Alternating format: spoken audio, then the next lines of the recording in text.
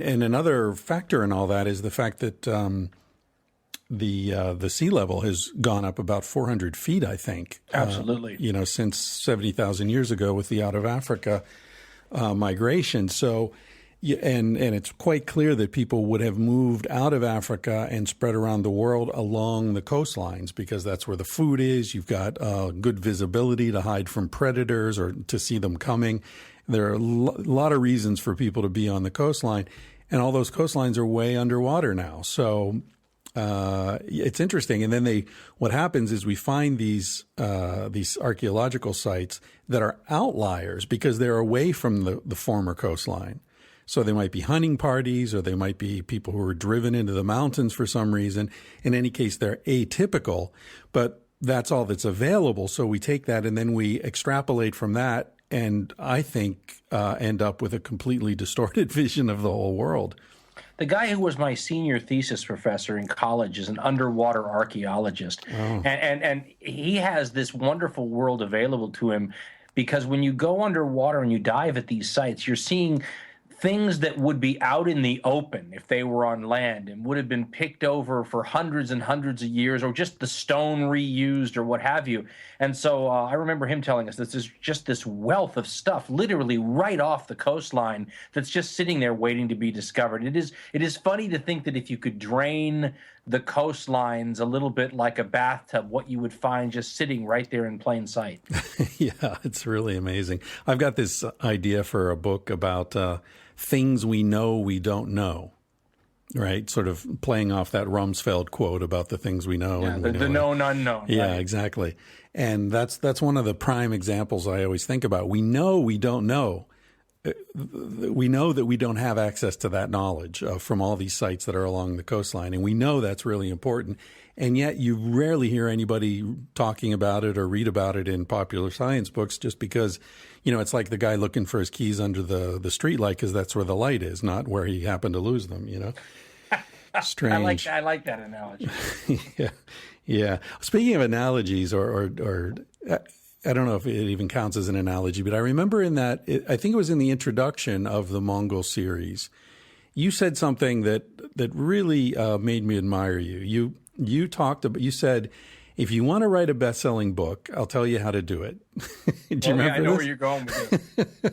I've already got people pretending that they're going to write it and put me in the dedication. So, so I think my safety would be at stake.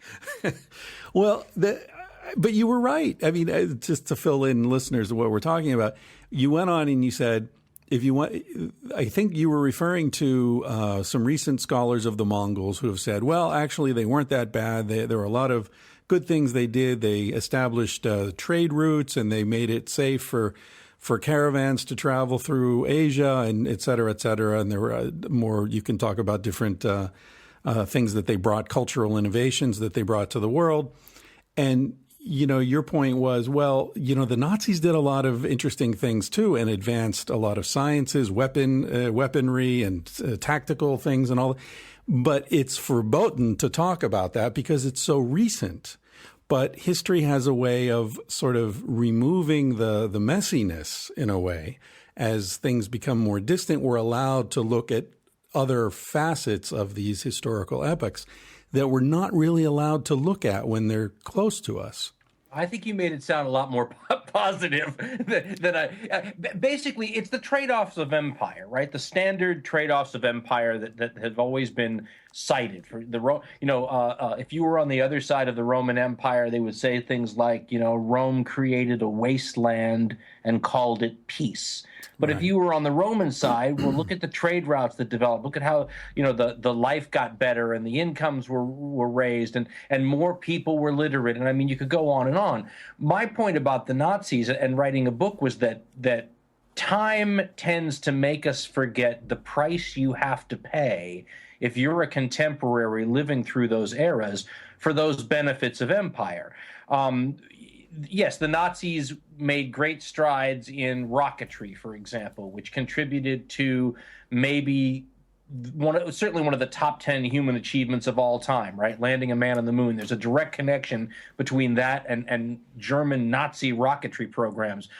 But if you'd asked the people who had to die in the Holocaust as part of that, if that bill was worth the cost, they're going to say no. But of course, we who are benefiting from the moonshot and everything that will come afterwards, it's totally worth the cost to us. But we're like freeloaders at a dinner where we didn't have to pick up the check.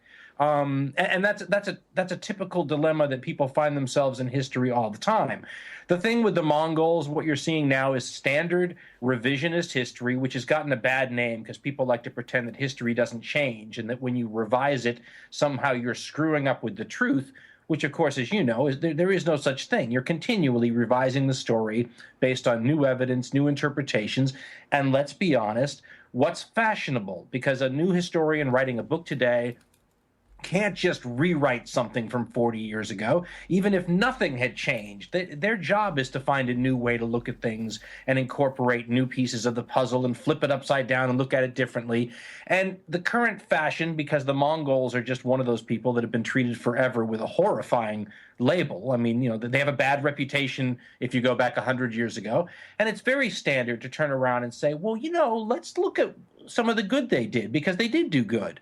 But so did the Nazis. And because we didn't have to live through, you know, the cost of the Mongols establishing their empire, it's easy to turn around and say, well, look at what they did for the trade routes. And, you know, Mongol law was somewhat tolerant, you know, comparatively and all that.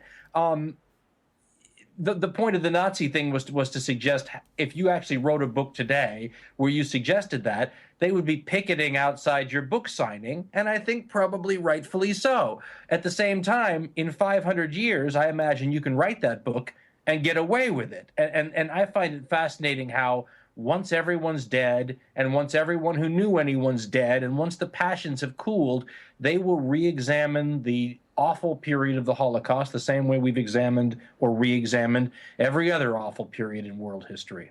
I don't know if that's sad or not, but maybe it's a defense mechanism. Imagine if we felt every horrible period in history as strongly as we feel the Holocaust now. We'd be living with a form of, you know, cultural post-traumatic stress syndrome, you know, from the Roman destruction of Celtic civilization still. Well, you know, there are psychologists who argue that we are living with a cultural post-traumatic stress syndrome. History's the autobiography of a madman. There you go. Yeah. And that might be what drove him mad in the first place, right?